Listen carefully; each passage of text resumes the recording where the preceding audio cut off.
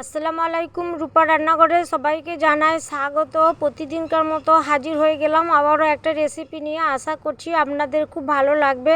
প্রথম থেকে শেষ পর্যন্ত দেখবেন প্লিজ। এখানে নিয়েছি আমি পুদিনা পাতা, ফ্রেশ পুদিনা পাতা নিয়েছি। এই তীব্র গরমে মুখে কোনো স্বাদ নেই, কিছু খেতে ভালো লাগছে না, সেজন্য মুখের একটা আলাদাই স্বাদ এনে দেবে। এখানে আমি পুদিনা পাতাটা প্রথমে পাতাগুলোকে ছাড়িয়ে নেব, ডাঁটাগুলোকে ফেলে দিচ্ছি। ডাঁটাগুলো শক্ত হবে, আপনারা প্রয়োজন মনে করলে ডাঁটাটাও নিতে পারেন, কিন্তু আমি ডাঁটাটা ফেলে দিচ্ছি, পাতাগুলোই নিচ্ছি, পাতাগুলো ছাড়িয়ে নিচ্ছি।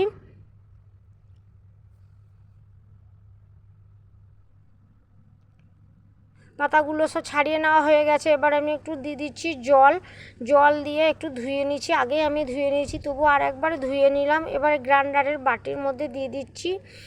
এখানে আমি ছিলে নিয়েছি কয়েকটা দানা রসুন কুচি, আর দিয়ে দিচ্ছি ঝালের জন্য পরিমাণ মতো 2টো কাঁচা লঙ্কা। ঝালটা যেরকম খাবেন সেরকমই দিবেন। এখানে আমি 2টো টমেটো নিয়েছি, টমেটোটাকে ধুয়ে পরিষ্কার করে কেটে নিচ্ছি। কেটে গ্রাইন্ডারের বাটির মধ্যে দিয়ে দিয়েছি পুদিনা পাতা, কাঁচা লঙ্কা, রসুন সমস্ত কিছু একই সঙ্গে দিয়ে বেটে নেব। দিয়ে দিচ্ছি স্বাদ মতো লবণ। এবার গ্রাইন্ডারে দিয়ে আমি পেস্ট করে নেব। যতক্ষণ পর্যন্ত পেস্ট না হয় ততক্ষণ পর্যন্ত আমি পেস্ট করতেই থাকব।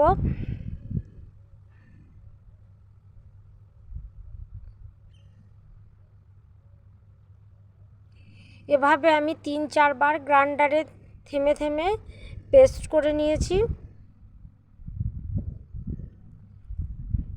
আর পেস্ট করা হয়ে গেছে। এবার আমি চেক করে নিচ্ছি পেস্টটা ঠিকঠাক হয়েছে কিনা, দেখে নেবো। এখানে আমি একটা চামচ নিয়েছি, চামচের মধ্যে উঠিয়ে দেখাচ্ছি।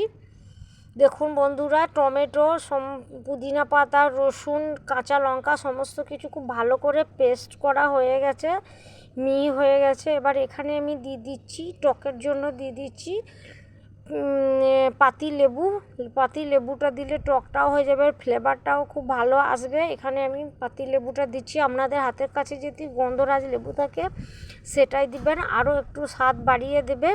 এবার আমি খুব ভালো করে মিশিয়ে নিচ্ছি।